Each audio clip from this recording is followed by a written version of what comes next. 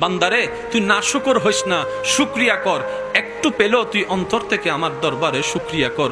বান্দারে আমি বেশি কিছু চাই না তোদের কাছে, খাবার শুরুতে একটু আমাকে স্মরণ করবি, খাবার শেষ করে একবার আমাকে স্মরণ করবি, ঘুমানোর আগে একবার আমাকে স্মরণ কর, ঘুম থেকে উঠে একবার আমাকে স্মরণ কর। বান্দারে তুই শুধু তোর জীবনের ব্যস্ততার ভিতরে আমি রবকে স্মরণ করার জন্য বাহানা খুঁজতে থাক, কৌশল করতে থাক, যেমনি পারস আমি রবকে একটু স্মরণ কর। বান্দারে তুই কোন রকম ব্যস্ত জীবনে আমাকে স্মরণ করতে করতে একবার তুই কবরে আয়।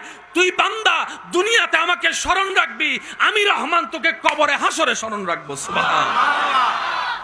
আর রব যাকে কবরে হাসরে স্মরণ রাখে, জাহান্নামের আগুন তাকে স্পর্শ করার কোনো সুযোগ নাই।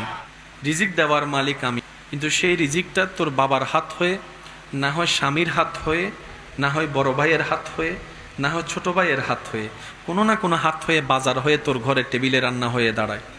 বান্দারে কখনো তরকারি পছন্দ হয় নাই বলে ফেলে দিস না, কখনো তরকারি পছন্দ হয় নাই বলে ভাতের প্লেট ছুটে ফেলে দিস না, কখনো স্বাদ হয় নাই বলে রাগ করে প্লেটটাকে ছেড়ে উঠে যাস না। বান্দা উঠে যাস না, কারণ তুই দেখছিস সেটা ভাত, কিন্তু একটু অন্তরের চোখ দিয়ে দেখ, প্রত্যেকটা ভাতেই তো আমি আল্লাহর রহমত জড়িত। সুবহানাল্লাহ। সেজন্য অপচয়কারীকে শয়তানের ভাই কেন বলে?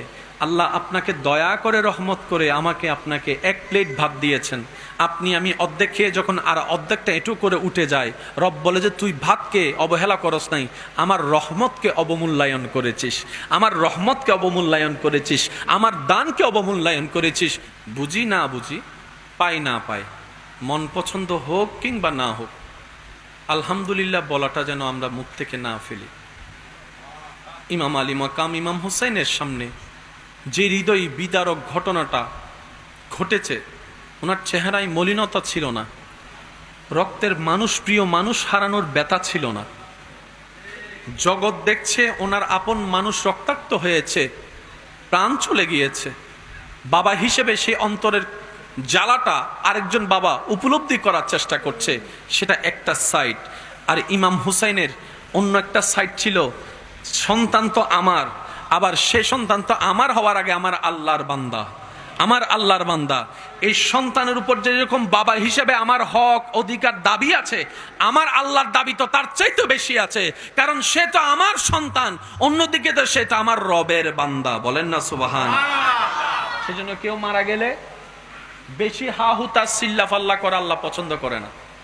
যার মাল তিনি নিয়ে গেছেন, যেখান থেকে আসছে সেখানে চলে আমাদের